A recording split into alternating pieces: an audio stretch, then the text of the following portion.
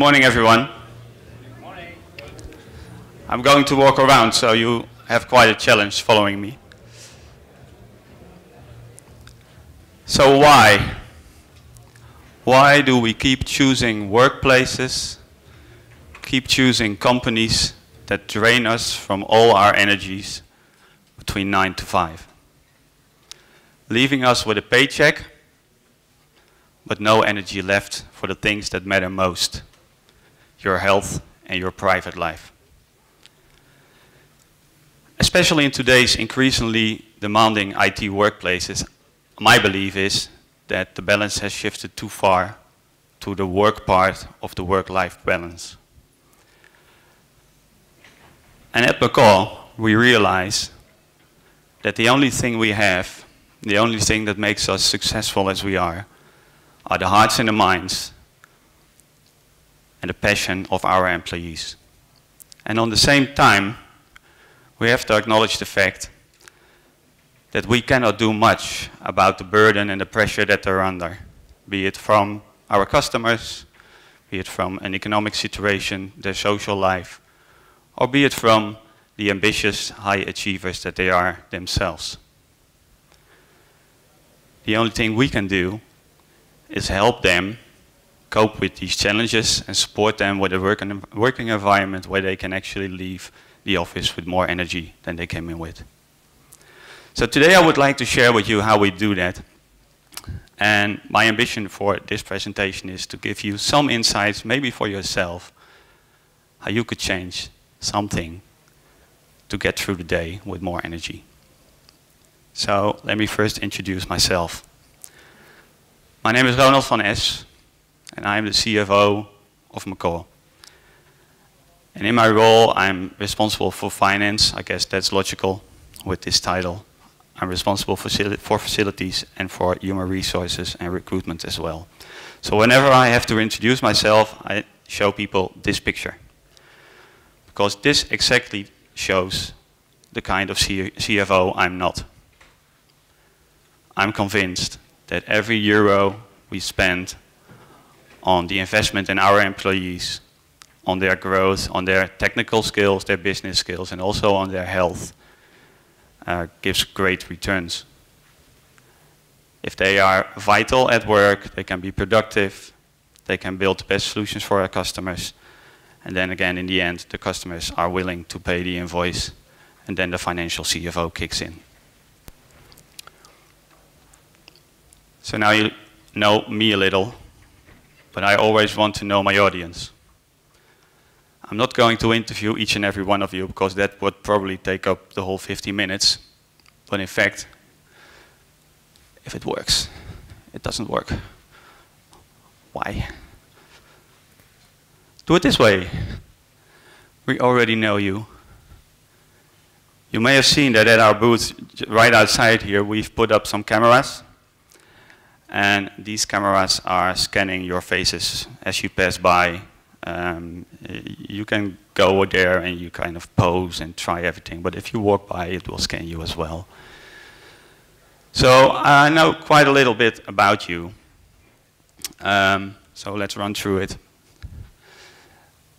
About 80% of you had a neutral expression walking past the camera. 14% is happy to be here. So, great. 1% is sad to be here. I don't know, is that 1% here? It's sad to be here. But for me, the biggest surprise is that actually 2% is surprised to be here. So how does that work? You wake up in the morning, you have breakfast, you get dressed, you get into your car, and then again, suddenly, oh wow, I'm at the build stuff. So, the other thing we analyzed is, do people wear glasses or not? Most of you don't. The ones that do, most of them wear reading glasses. Some of them had a big party last night, so they came in with sunglasses, which I can understand as well. And then we have these diehards, I don't know. They swam across the river, I guess, and they came in with swimming goggles. Or there might be a glitch in the analytics software. That might be a possibility as well. So, you're pretty young. and I'm pretty old. I'm somewhere here, so way off the middle. So what more? There are a lot of guys here, and not that much women.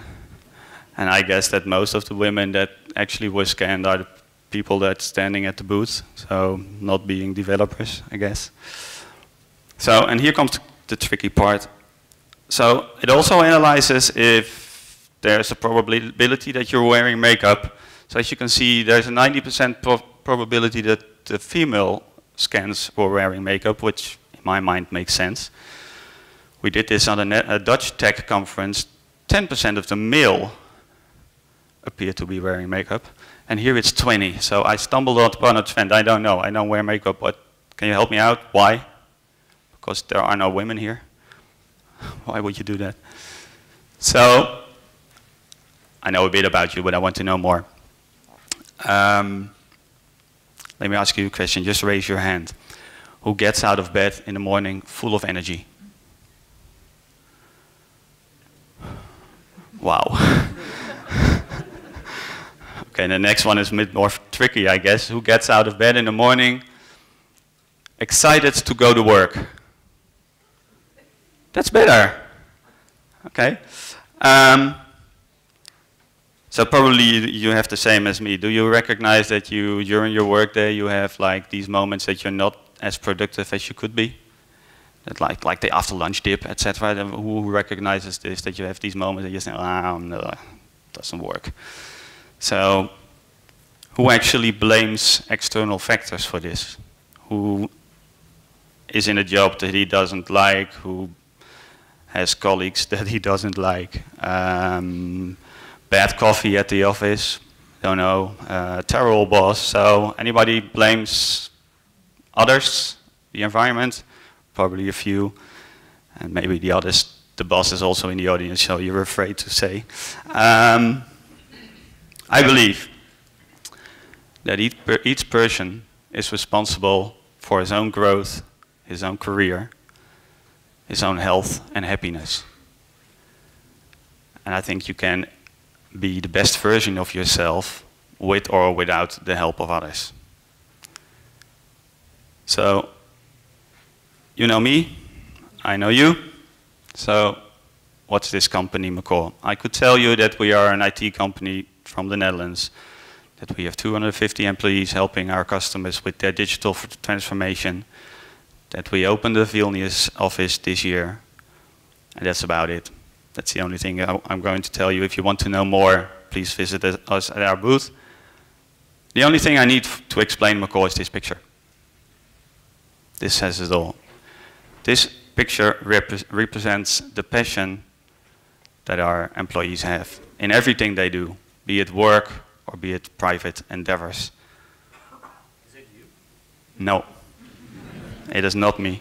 I don't know this guy, so it's not a colleague, but it could be. And as you can see, with this passion comes risk. Because we have people that want to do it better every day. Today better than yesterday, tomorrow better than today. And they don't see that they get burned in the process. And we want to help them. Help them see when they go too far, when they should recover, when they should step off the lava, put out their shoes, and cool their feet. And this is also why this is in our DNA, and this is why I'm so very passionate about the vitality of our employees. So 4 years ago, we thought we had to do something with this topic, but we didn't know what. Our sick leave was very low, so there was no red flag. So what we did is we sent out a survey to our employees, and 70% participated in the survey. And we had great scores. So relative to the benchmark in the Netherlands, we were an above healthy company. All the signs were green. I could have put it in a drawer and left it there. But I thought, this world is changing at such a rapid pace. Challenges are thrown at our employees at such a rapid pace, be it business, be it personal, be it economic. We have to prepare them for this. And in this report, I saw two numbers that shocked me. 1 out of 5 of my colleagues had an increased risk of stress-related problems. 1 out of 5. And 1 out of 8 had an increased risk of a burnout.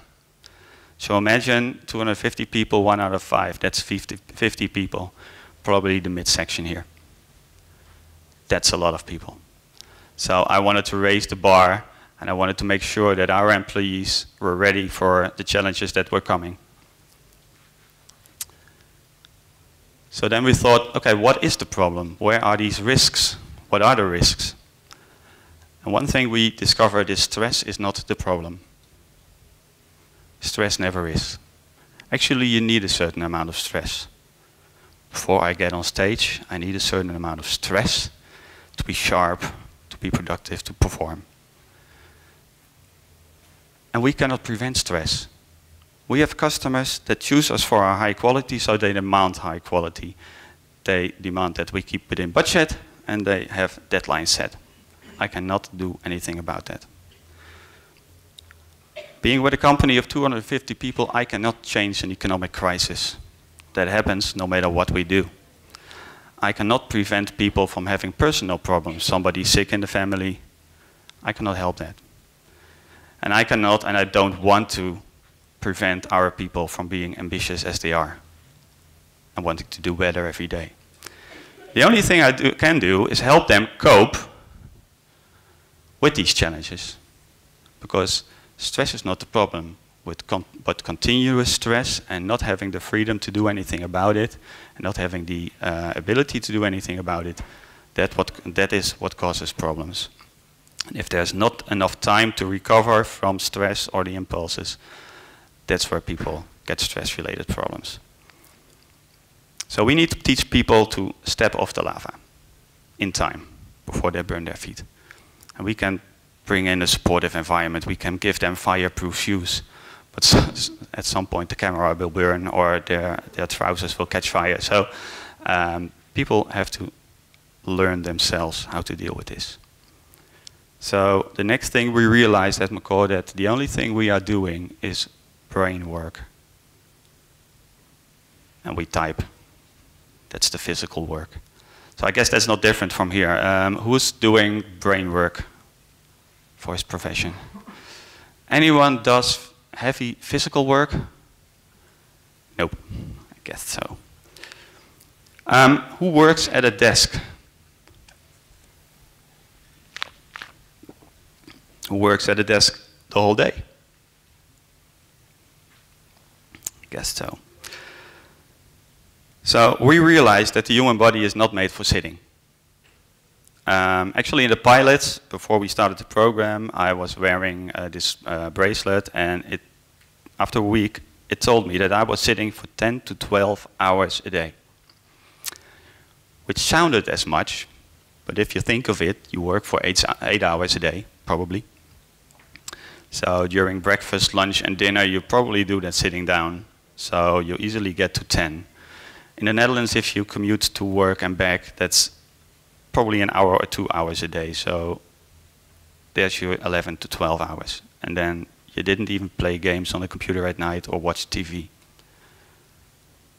So I was surprised that I said that much. Anybody in the audience, because of the work you do, that experiences back problems now and then? Lower back, higher back.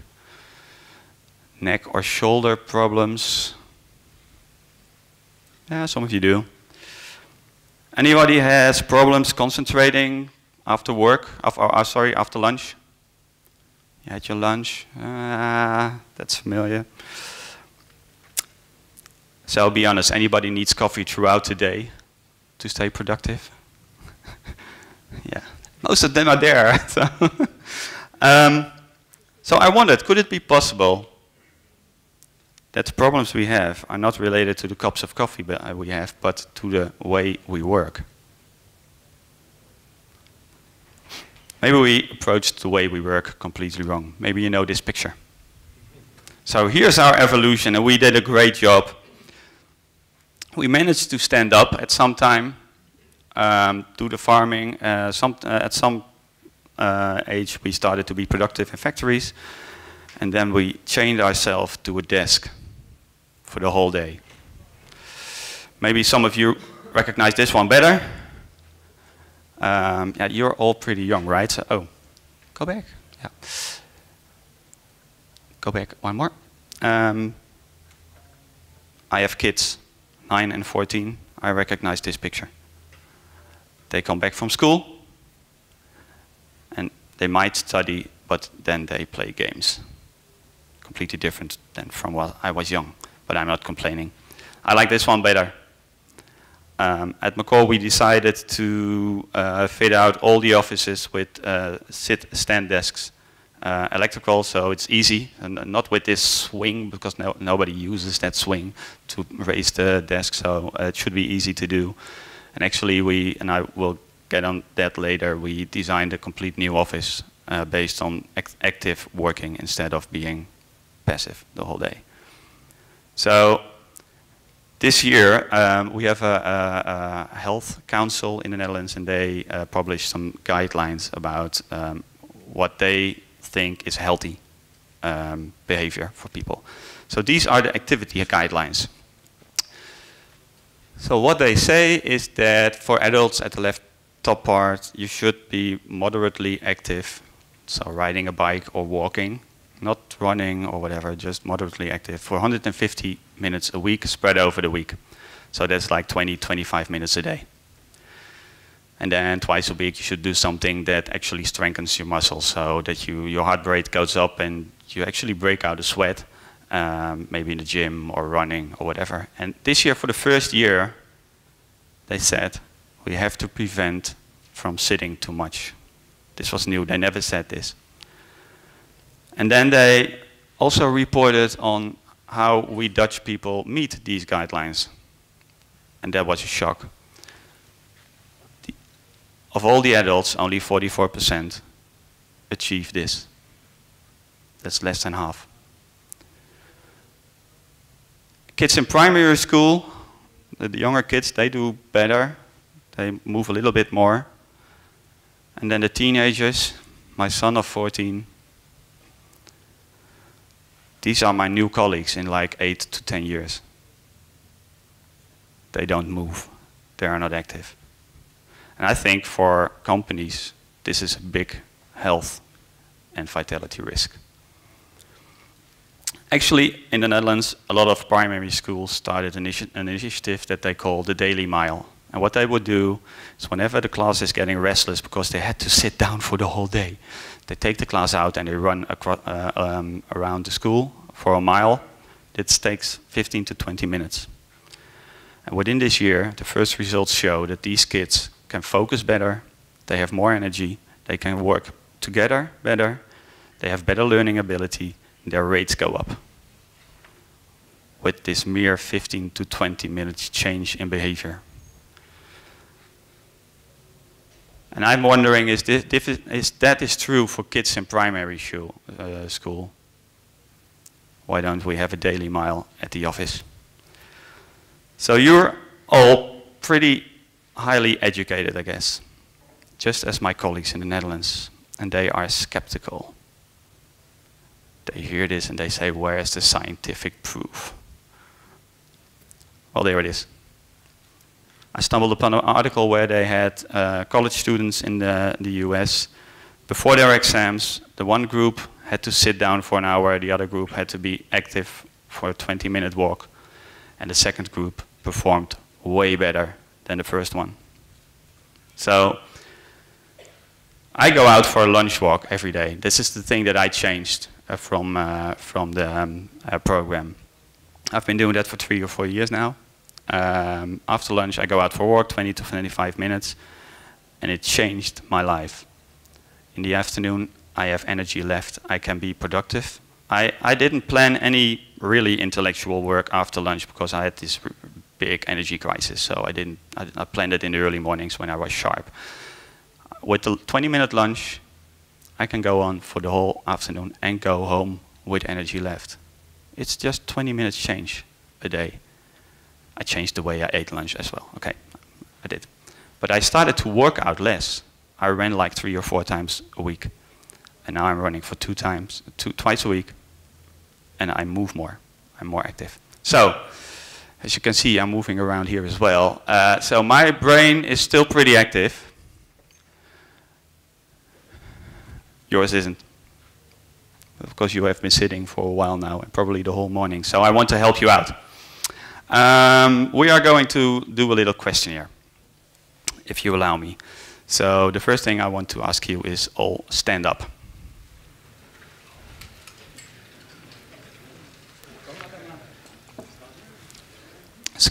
Because the Dutch guide, the Health Council has some more guidelines. So let's start with the first one that we just covered, was the activity. And here's how it goes. If you meet a guideline, you can remain on your feet. If you don't meet the guideline, please sit down. And let's see who are the last men and women standing. So if you are active for 20 to 30 minutes, 20 to 25 minutes every day, and do some more intense exercise twice a week, you can remain standing. If you don't, please sit down. Just be honest to yourselves. I'm not judging, I'm not a doctor. So we lost a few there. Okay.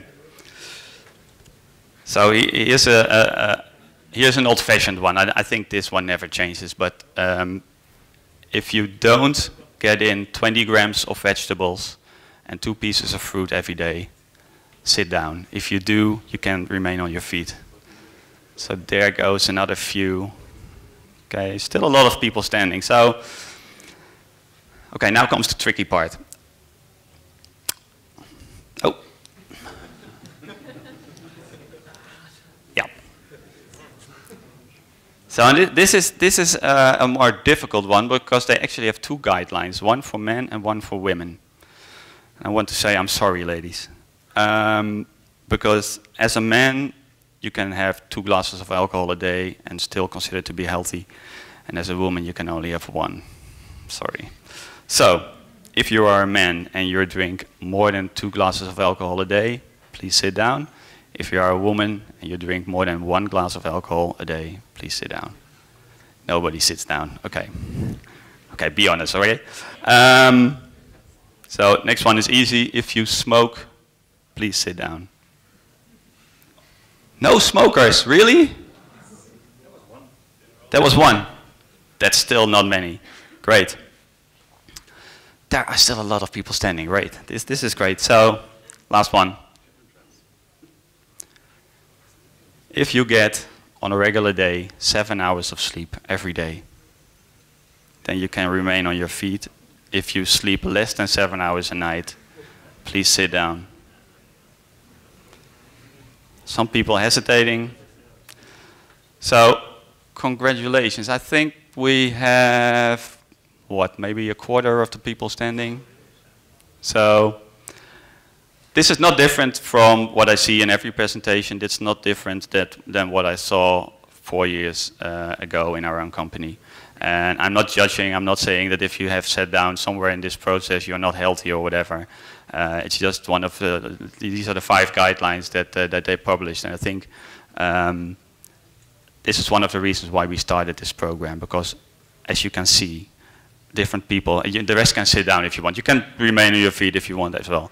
But as you can see, different people sit down at different moments. So from this program, everybody can learn. We don't have a blueprint. We don't say you have to work out this many times a week, you have to eat that, you don't drink alcohol, whatever. That's not how it works. But everybody can learn something from it. So we started the Vitality program with basically a promise that I made that I wanted to have my colleagues to make them able to be the best version they could be. And I not wanted them to be a Macaw version, but I wanted them to be the best version they could be. And for some people that meant sleeping more or sleeping better. For some people that meant walking more, and for others it meant that they had to learn how to relax after work because they couldn't let go of their work. And I think in the last year there is a bigger maybe a higher goal that we define is that we want to have people leave the office with more energy than they came in with.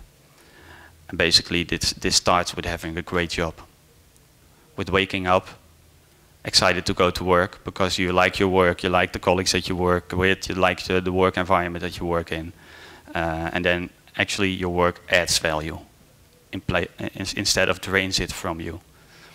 So how did we do this? It all starts with ownership of the employee himself. So it's not my responsibility, it's theirs. They have to want this. If people don't want to participate, that's not a problem. But they are responsible for their own growth, their own health, their own vitality. So, and I can only help them. I can only be a catalyst for this process. As you can see, the program is based on 3 different kinds of batteries that everybody has. You can imagine that you have this physical battery, like eating the right stuff and exercising somewhat. And then there is an emotional battery and a mental battery as well. I will explain that in a bit. So let's start with the physical battery. Crap. So shit. I guess you recognize these kind of screens, right? Apparently I did something that my computer couldn't handle. Maybe I should have run the updates or rebooted this morning. So question for you, just improvising right now. Which one of you reboots his laptop every now and then? Run updates on the operating system to keep it quick. Yeah. Probably we all do recharge our phone every day. So if that's true for our computers, isn't it true for ourselves? I think so. I think we have to recover. So in this physical battery, it's all about recovery because it's not a bad thing to go into the red every now and then, to work late hours, to put your best step forward and to do great stuff. But you have to recover and you have to recharge. So there are 7 elements of recovery. And I'm going to ask you to tell me which they are. And actually, if you get it right, I have 3 books here that I can hand out, so you can win something. This book is about this, well, basically about the theory about this program, and it's written by written by a tennis coach from the Belgian tennis player Kim Clijsters, but you're also young, so you might not even know her. It's called The Corporate Athlete. It's not about running. It's about how to stay vital and how to recharge your battery. So who wants to take a guess what the elements of recovery are? How can you recharge? Sleep and relax. You had 2. Great. You had 2 right. So afterwards, get a book, because if you get 2 in one time, that's great. Sorry, rest? Yeah, that's kind of relaxed. Yeah, nutrition. Yeah, activity, right? So I think nutrition, sleep, activity, we already covered it as. So those were the. I think relax is the one that I was looking for. There are 3 more.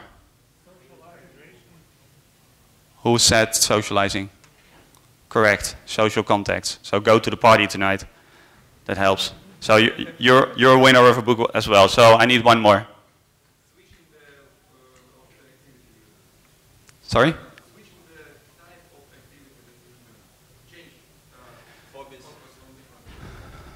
No, sorry.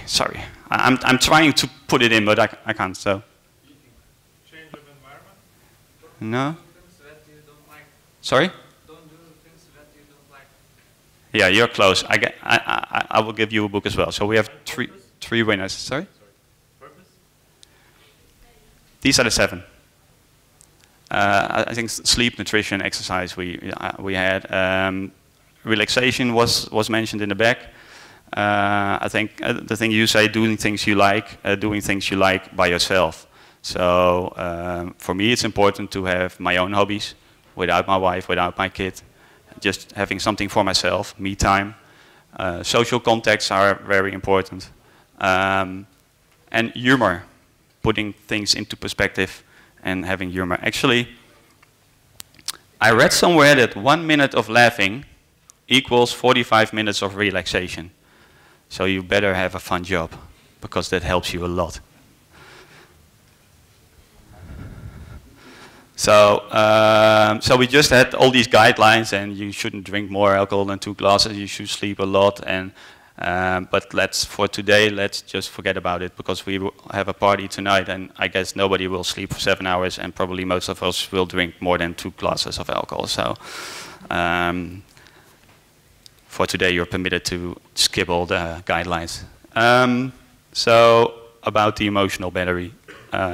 This is all about relations with your family, with your co-workers, with the customer, etc. It's about mindfulness, which might seem kind of abstract or whatever. And listen, I'm a CFO, so I never would have guessed 5 years ago that I would talk to people about mindfulness. And it's about recovering emotionally, because switching off is hard. I think somebody mentioned it somewhere that it's very easy to log off your computer at night and go home, but I experienced myself that it's very hard sometimes to log off from work. So at night you're still thinking about work, etc. So,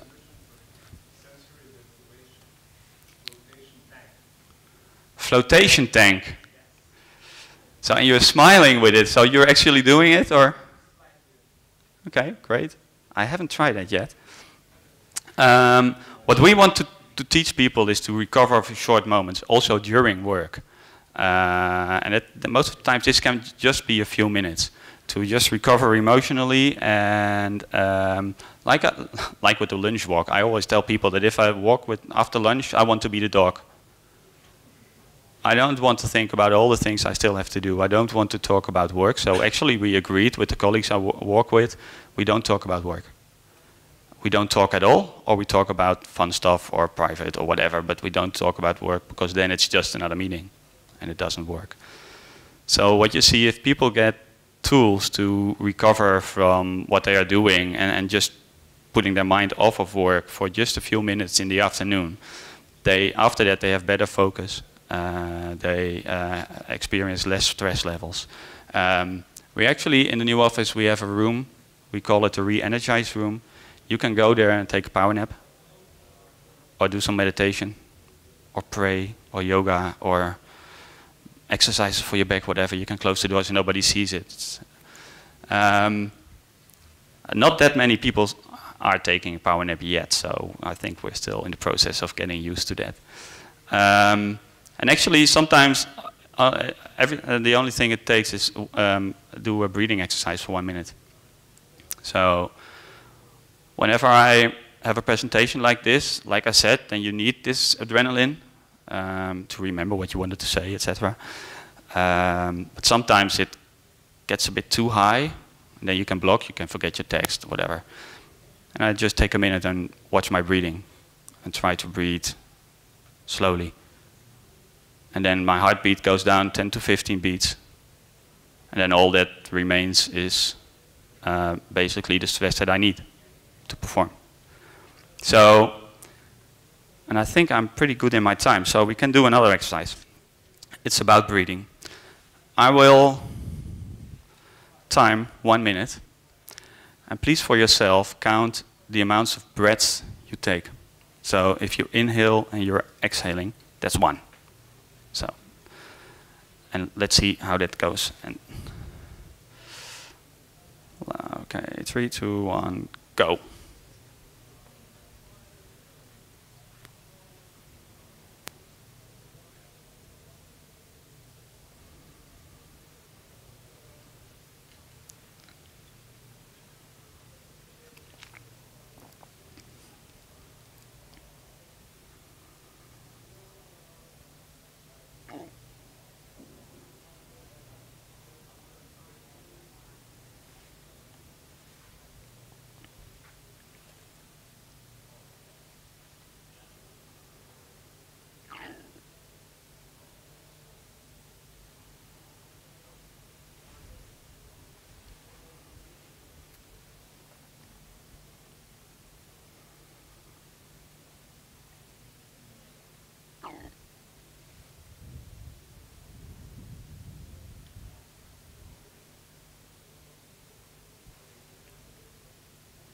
Stop.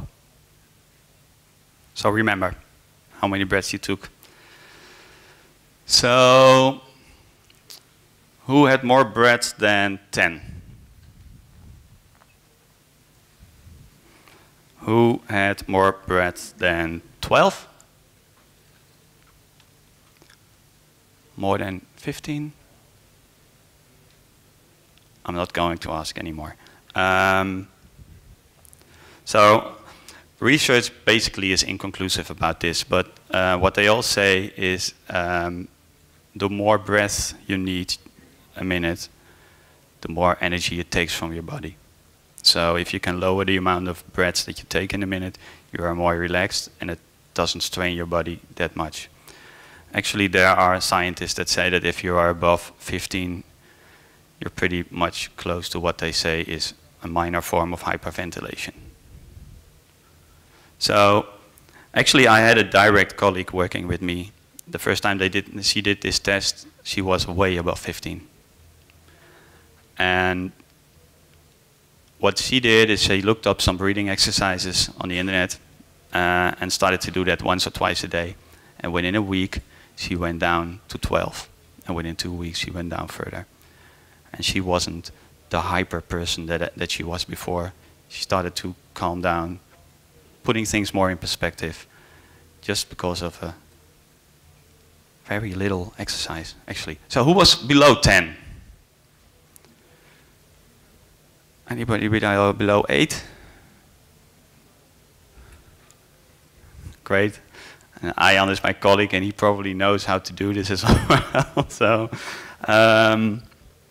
the lower you get, like I said, the more relaxed you are, and the more eased you are. I don't want to encourage you to go below like 5 or 6 or to 0 is absolutely not the thing that you want to do. So maybe that's the ultimate level of relaxation, but you can only do that one time. So.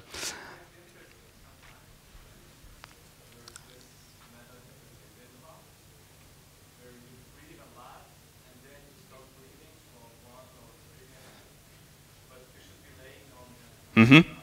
Yeah, I know there are some exercises where you kind of. Mm-hmm. I don't know if I would want my actually breathing to stop, but I know there are exercises where you can. Yeah, I know.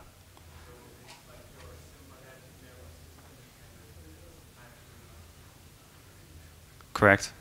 So. Like I said, research is inconclusive about this, what the right number. And I think most adults have like between 12 and 18. So it's become natural, but kids, they are way lower. So somewhere during, when we get older, we start to breathe more. I don't know why. I will get back to all these. I see some questions. I will get back to them after the presentation. So then there is this mental battery. So who recognizes this picture? It's crazy. You go to a concert, you pay a shitload of money, and you watch it through your screen.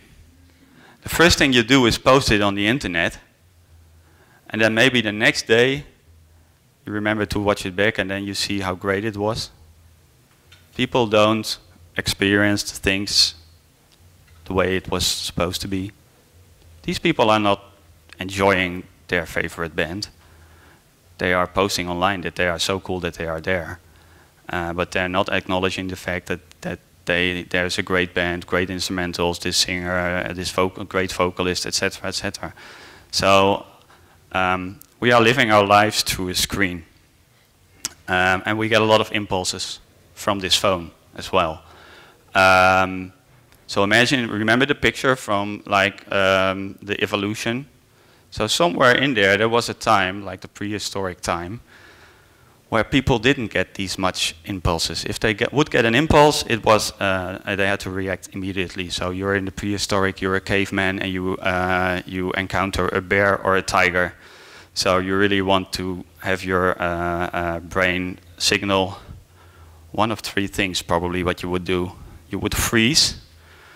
That would be the bad decision, because then you would be lunch for this tiger. You would flight, run, then you better have enough adrenaline to outrun this tiger, or you still be lunch, or you would fight.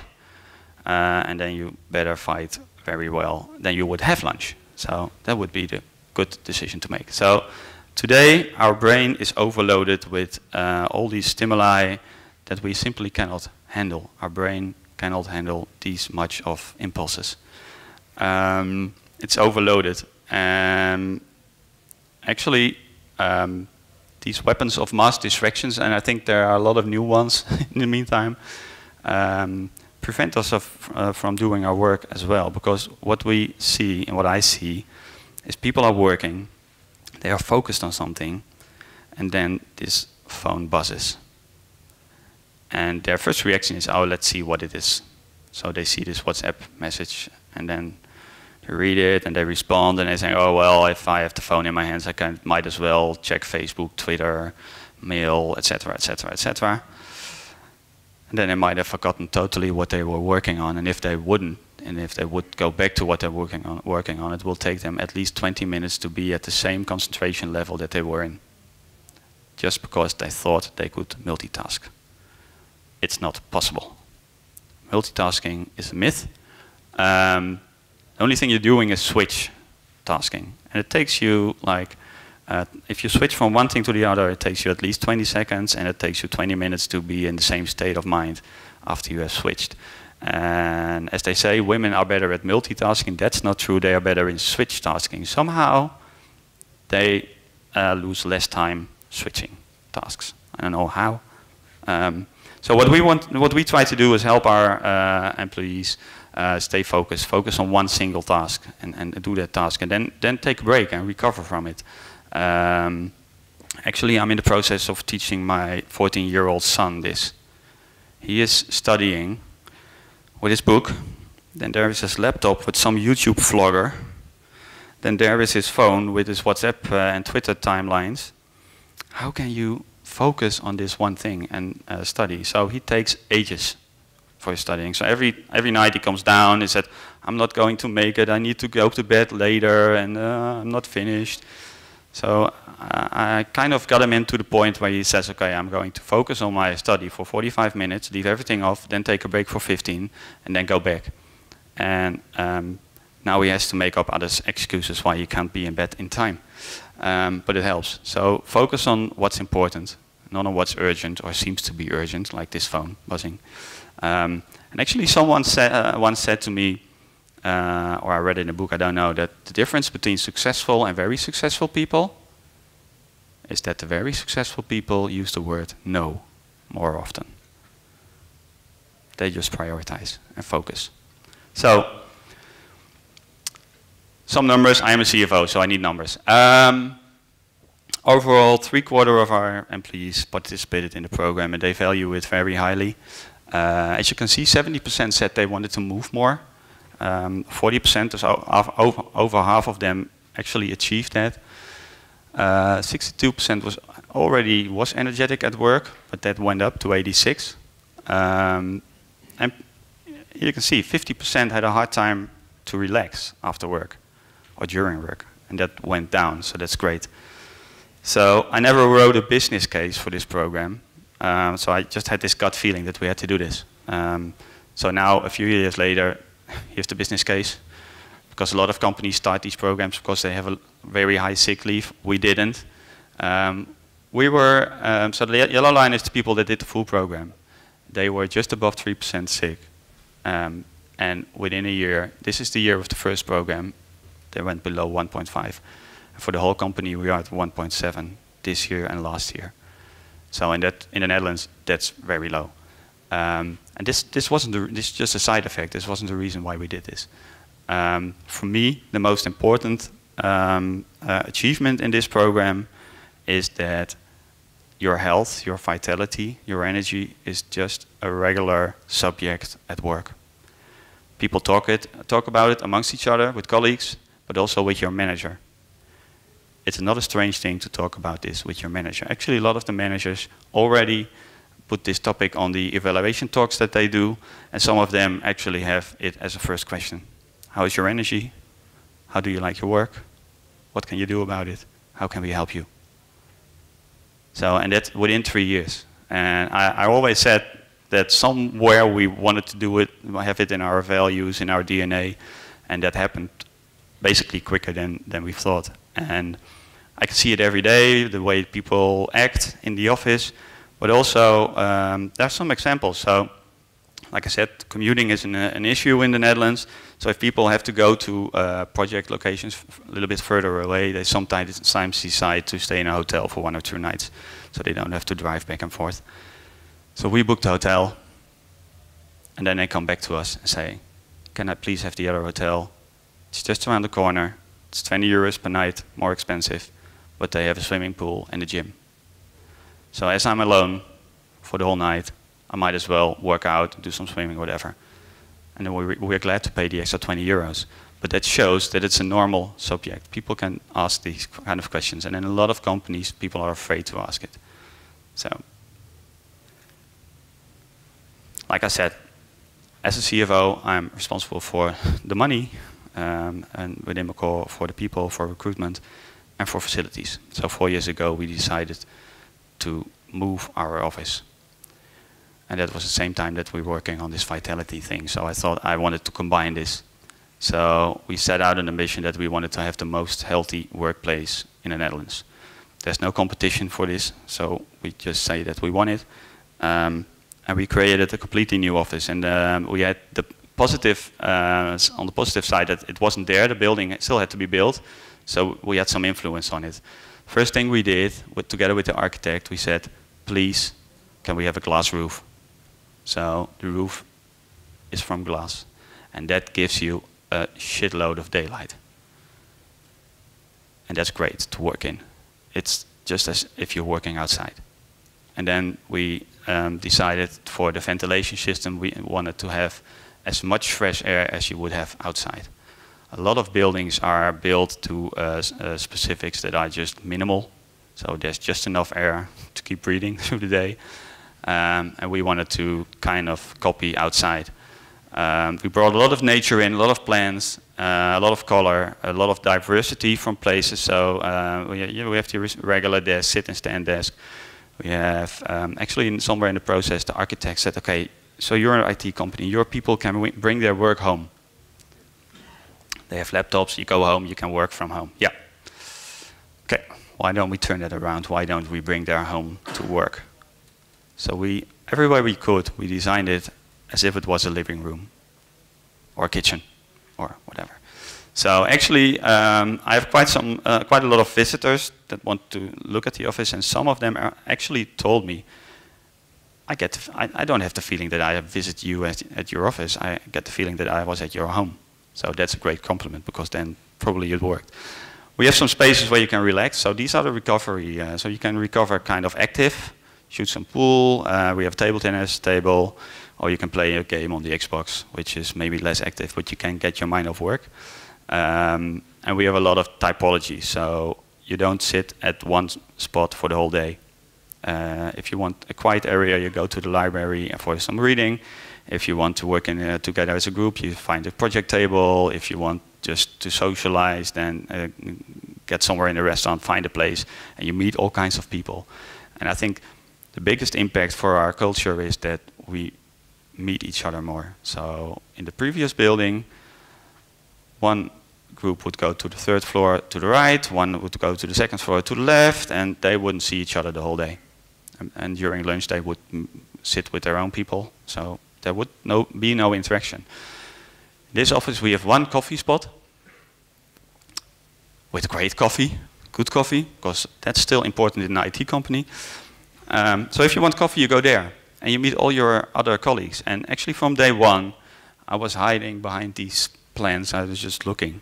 And I saw people talking with each other that never talked to each other before. And imagine the creativity and the unique solutions that you can think of if you do that. Instead of being with the same people all day, then you're kind of in the box, and then you can step out of the box and you interact with a lot of other colleagues. And I think that's better for our employees, but also for the things we do for the customers. So let's see if I can answer some questions. I still have some time, I think. Is it important to get up early, have a strict sleeping schedule, or sleep more if you went to bed later past evening?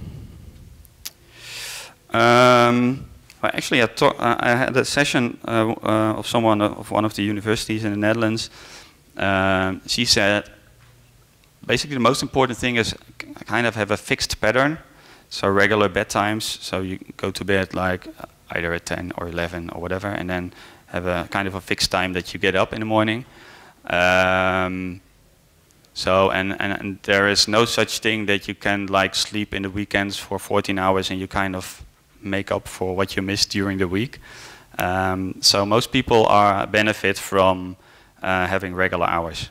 So even in the weekends, of course you can sleep in for another hour. But if you have these regular, then your biorhythm is getting used to this rhythm. And if you change that rhythm during the week, then probably the quality of your sleep wouldn't be that good as well. So how do you motivate your employees to get involved and change their habits? Well, basically by providing this, by talking about this, making it a relevant and a relevant subject, and it's voluntary. They can enter if they want to, and if they don't want to, no hard feelings, not a problem. So I think with that, people easily want to participate because we don't tell them to. Actually, if in the program there is you have a coach for half a year that kind of helps you achieve your goals that you have. And they wanted to do a health check, so the provider that we use, they wanted to do a health check with a physical test. So they actually wanted to have a bicycle in there to see how physically fit you were. And I said, I don't want that, because that will raise the bar for people. Of course, we have people that don't exercise, and I didn't want them to kind of not participate because they had to ride that bike.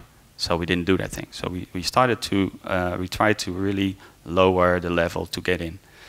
And in the end, people do it themselves. It's their responsibility. We can only help. And I think that's important in our program. What did you change about eating lunch? Yeah. Well, actually, I changed the caterer, so that helped. So we had a caterer that really couldn't match our ambitions, and they did it the easy way. They served snacks, which weren't that healthy, but a lot of people ate them, so they kind of thought, okay, we're providing for some need. While I saw a lot of colleagues actually bring food, their own food, because they didn't want to eat the food that the caterer was catering. So we changed the caterer. And for me personally, I try to prevent from eating too much bread, because that kind of, you have this high peak in energy, but it's gone pretty fast. So I try to eat the stuff that kind of release energy slower. And you can actually pretty quick recognize that based on what you ate. If you after lunch, after 2 hours after lunch, if you kind of feel that you're hungry again, you probably ate the wrong stuff. So that there you have this great energy peak, and it's gone within 2 hours. And that's where the after lunch dip kicks in. Basically, that's it, because the energy is gone way too quick.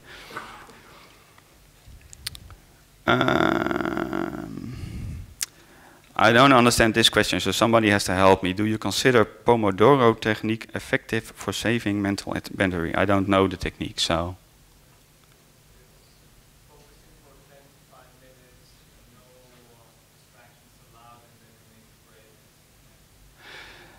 Yeah, basically that people can decide for themselves if they want to do that. If that's the way they can be productive, they can do that, and either put on a headset or go to the library and so some people take 25, others would say 45. But it's about what suits you best. So there is no one technique that helps.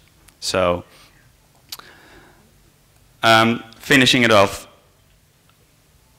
What would be my takeaway for you?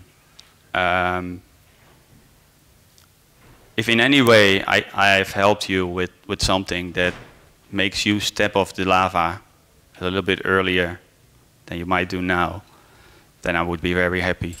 If you learn to how to recover, if you and remember it's about small steps. Sometimes it's like 10, 15 minutes a day that you change that makes this huge impact. And do it yourself, because you can do it yourself. Don't wait for HR.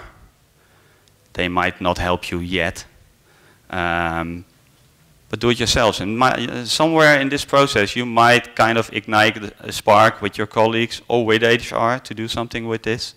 Actually, I'm doing the same talk this afternoon at an HR conference, so maybe your HR director or manager is there. So you might hear something from this sooner than you might have expected, but take matter into your own hands. I think that's important. So I want to conclude it with that. If the prize winners come over and get their prizes, and I would like to wish you all a great rest of the conference and a great party tonight. Don't feel ashamed if you don't get the 7 hours of sleep and you drink a little bit too much. I think that's what the party is all about. So thank you very much.